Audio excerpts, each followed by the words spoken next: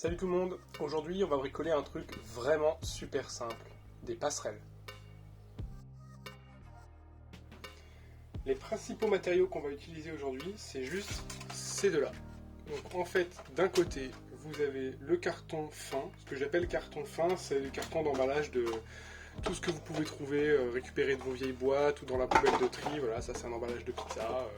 Voilà, donc ça se travaille très très bien, ça se découpe au ciseau, c'est très facile à utiliser.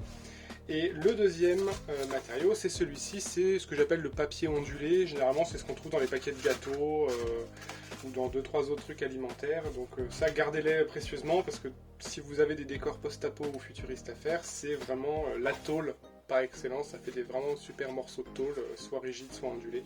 Et là, on va s'en servir pour donner la texture à nos passerelles. Alors bien évidemment on aura aussi besoin d'un peu de colle et d'un peu de peinture, ça c'est les incontournables du modélisme. Mais là dans ce petit décor qu'on va faire, c'est vraiment pour vous montrer qu'on peut faire un truc avec vraiment rien. Là vous pouvez le faire avec une paire de ciseaux, vous pouvez le faire avec vos enfants, moi je l'ai fait avec mon chien, ça marche très bien. Donc voilà, c'est du carton, de la peinture, de la colle et c'est tout, pas de matériel un peu high-tech ou de trucs compliqués à trouver dans les magasins, on va vraiment faire un truc ultra simple. La première étape à laquelle vous devez penser, c'est définir la taille de vos passerelles. Selon ce dont on a besoin, on pourrait vraiment faire n'importe quoi, n'importe quelle dimension. Voilà. Mais il ne faut pas oublier deux éléments. Déjà, il ne faut pas faire des passerelles trop fines, puisqu'il va bien falloir que votre socle puisse passer dessus. Et ensuite, il ne va pas falloir faire des passerelles trop longues, puisque on part sur du carton quand même assez fin, donc forcément plus ce sera long, plus les passerelles vont avoir tendance à se pencher, et on veut vraiment pas qu'on ait une passerelle qui fasse un effet bizarre comme ça. Pour mon premier jet, je vais faire des passerelles de 3 cm sur 15.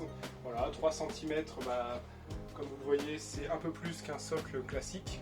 Et 15 cm parce que 15 cm c'est une bonne mesure moyenne et surtout ça fait presque 6 pouces. Et voilà, comme vous le savez, 6 pouces c'est une mesure qu'on trouve très souvent dans les jeux de figurines. Donc voilà, j'ai choisi de faire du 3/15, mais on aurait vraiment pu faire n'importe quoi. Voilà, laissez libre cours à votre imagination.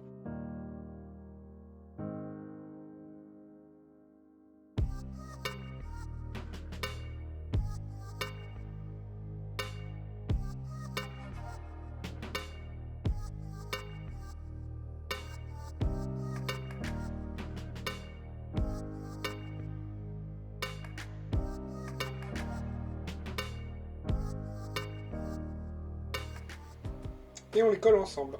Et là, la moitié du boulot est déjà fait. J'ai utilisé de la colle à bois brute sans la diluer, mais pour cette étape, honnêtement, même un tube de colle scolaire pourrait tout à fait faire l'affaire. Pendant que ça colle, on va faire ce que j'appelle la finition, c'est en fait l'habillage qu'on va venir mettre sur notre petite passerelle. Pour l'instant c'est qu'une tôle en fait, mais nous on va rajouter quelques petites choses qui vont la rendre un peu plus travaillée. Donc là il y a plein de choses, vous pouvez vraiment faire un peu tout ce que vous voulez. Pour le côté le plus simple possible, je vais vous montrer, on va juste en fait faire des contours. Donc là je le fais carrément à l'œil sans trop mesurer. Je m'en fous un peu, ça sera pas forcément très visible, il faut juste que ça soit droit, mais que ça soit exactement les mêmes dimensions, je suis pas sûr que on a envie de se prendre la tête plus que ça. Voilà. Et donc là, je vais tout simplement venir couper ce qui est à l'intérieur, voilà.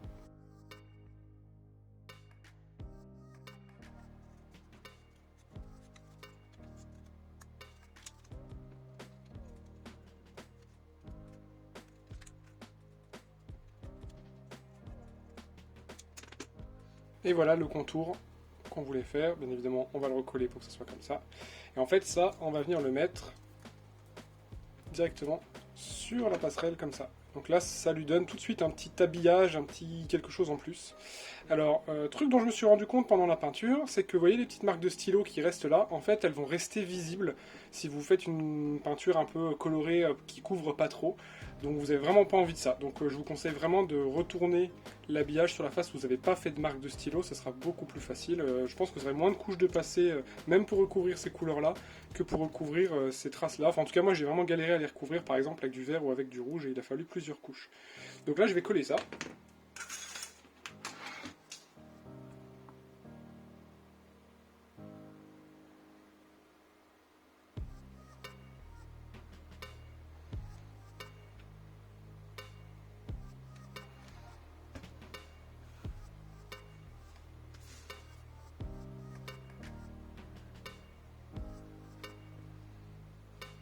Voilà. Essayez de respecter les dimensions de votre passerelle, même si après on va pouvoir y revenir au ciseau ou au cutter pour changer ça. Mais là c'est déjà pas mal. C'est presque le look final en fait, on va juste rattraper les petits côtés qui sont pas très propres. Mais voilà, donc là je vais poser un livre ou un truc assez plat, assez lourd dessus pour que ça sèche. Et on se revoit pour la peinture.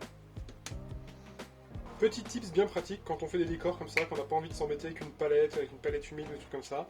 Et ben voilà, vous récupérez les couvercles de bouteilles de lait, les couvercles de pots de confiture, les trucs comme ça. Et c'est très très bien. Ça suffit largement pour faire ce qu'on a envie d'en faire. Alors le seul truc chiant c'est qu'on a du papier ondulé, donc je sais pas si ça va se voir, mais voilà, il faut que vous arriviez à passer dans les interstices qui sont en dessous, sinon ça va se voir après. Donc bah là tout simplement je vais aller venir frotter la peinture comme ça pour la faire passer en dessous et qu'on soit sûr que tout soit bien colorié en rouge à la fin. Donc là j'y vais vraiment comme un bœuf, hein. C'est vraiment l'idée, c'est de faire une couche de base.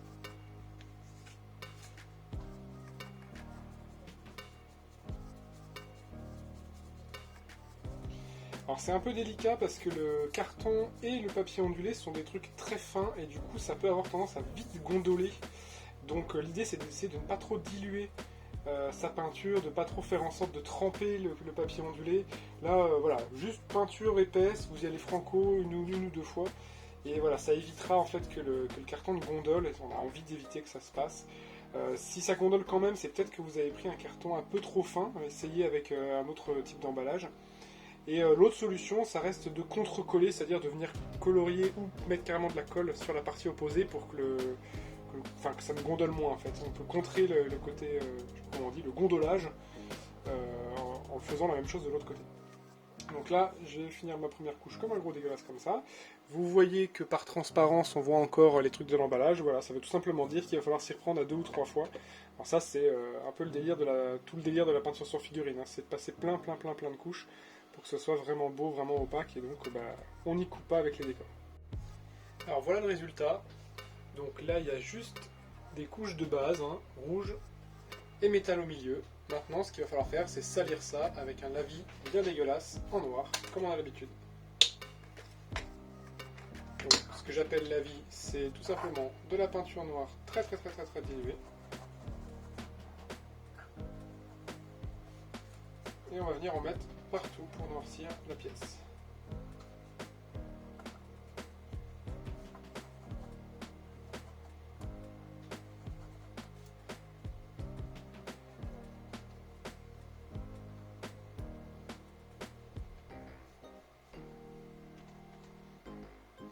Voilà, ce que vous voulez à cette étape, c'est que ça noircisse et que ça salisse la pièce, mais si possible de ne pas trop voir les coups de pinceau, les traits de pinceau. Donc essayez de vous arranger pour que ça fasse un effet salissant sans qu'on voit qu'il y ait eu des coups de pinceau. En fait.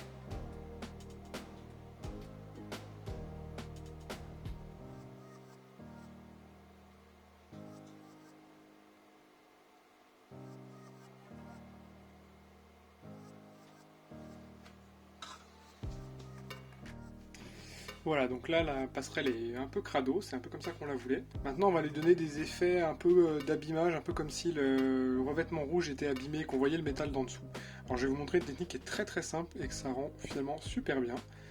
C'est vous tracez déjà les petits contours de là où ce sera abîmé en noir. Et après on va revenir remettre du métal par dessus. Donc là vous mettez les formes que vous voulez, on s'en fiche. Je peux faire ça un peu partout.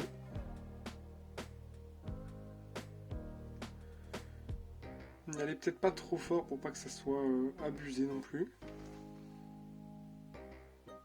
Restez par contre sur les extrémités, sur les bords du décor, parce qu'en fait c'est moins crédible qu'il y ait un truc qui se soit abîmé en plein milieu.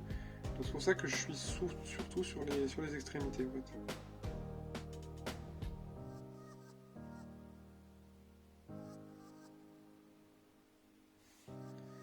Voilà. Et donc là, on va y ajouter la peinture métal.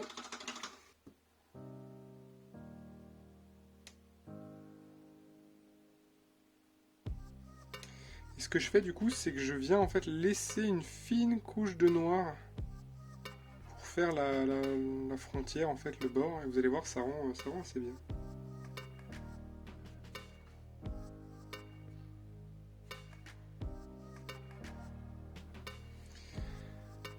Et voilà l'effet final. Alors là pour la peinture j'ai voulu rester vraiment assez simple, mais bien évidemment vous pouvez créer tout plein de choses sympas si vous êtes très très bon peintre, des dégradés. Je pense que là par exemple donner un petit éclairci sur tous les contours pour faire ressortir le truc, ça serait pas du luxe. Vous pouvez y ajouter de l'encre marron pour que ça fasse un peu plus rouillé. Voilà, vous faites vraiment ce que vous voulez, des petits traits jaunes pour faire un peu truc de chantier. Tout est possible, moi je suis vraiment resté très simple. Une autre petite astuce qui peut être pas mal que j'ai faite sur d'autres passerelles comme celle-ci, c'est ces espèces de fausses vis. Voilà, vous faites un rond noir et puis un rond métallisé dedans et ça donne une espèce d'allure un peu rivetée, alors que pourtant il n'y a rien, enfin il n'y a pas du tout de relief, il n'y a pas du tout de pièces. D'ailleurs on aurait pu le faire ça. Peut-être qu'on fera des barricades ou des passerelles plus élaborées à l'avenir.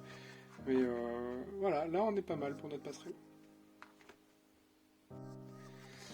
Et voilà le résultat. Donc voilà ce qu'on arrive à faire avec des matériaux vraiment très simples et avec surtout un temps très réduit. Ça honnêtement c'est quoi? C'est 5-10 minutes de découpage, un peu de temps de séchage pour la colle et on va dire 10 minutes, un quart d'heure de peinture en attendant entre les couches. Donc c'est vraiment très rapide, on peut le faire en regardant une série, on peut le faire avec ses gamins, c'est vraiment pour vous montrer un build très simple et très rapide et encore une fois avec des matériaux très accessibles. Donc voilà, maintenant régalez-vous, faites des passerelles avec des tailles et des formes différentes et puis bah partagez-les.